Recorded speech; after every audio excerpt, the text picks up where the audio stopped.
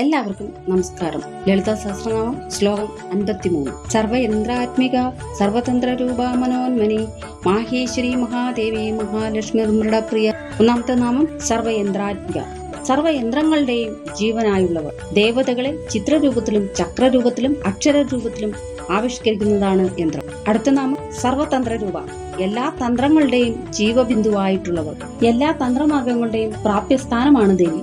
ശാസ്ത്രവിധി പ്രകാരമുള്ള നാനാമാർഗങ്ങളും നദികൾ സമുദ്രത്തിൽ എന്ന പോലെ ദേവിയിലേക്കും. ഏറ്റവും സുഗമവും സുലഭവുമായ തന്ത്രമാർഗം ദേവിയുടെ പാദാദികേശ ധ്യാനമാണ്. അടുത്ത നാമം മനോന്മനി.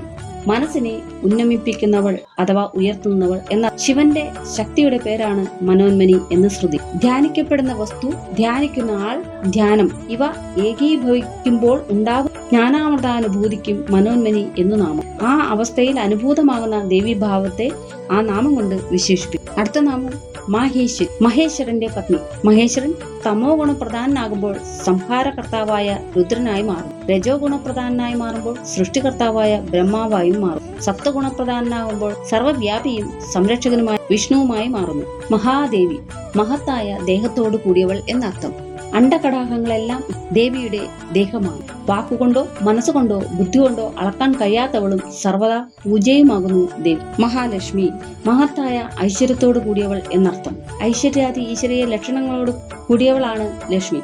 അടുത്ത നാമം മൃഡപ്രിയ. മൃഡന് പ്രിയയായിട്ടുള്ളവൾ എന്നർത്ഥം. മൃഡൻ എന്ന ശിവൻ.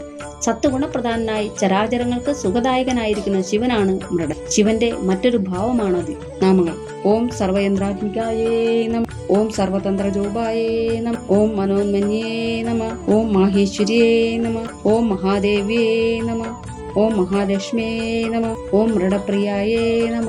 എല്ലാവർക്കും ലളിതാ പരമേശ്വരിയുടെ അനുഗ്രഹം സദാ ഉണ്ടാകട്ടെ എന്ന് പ്രാർത്ഥിച്ചുകൊണ്ട് നന്ദി, നമസ്കാരം.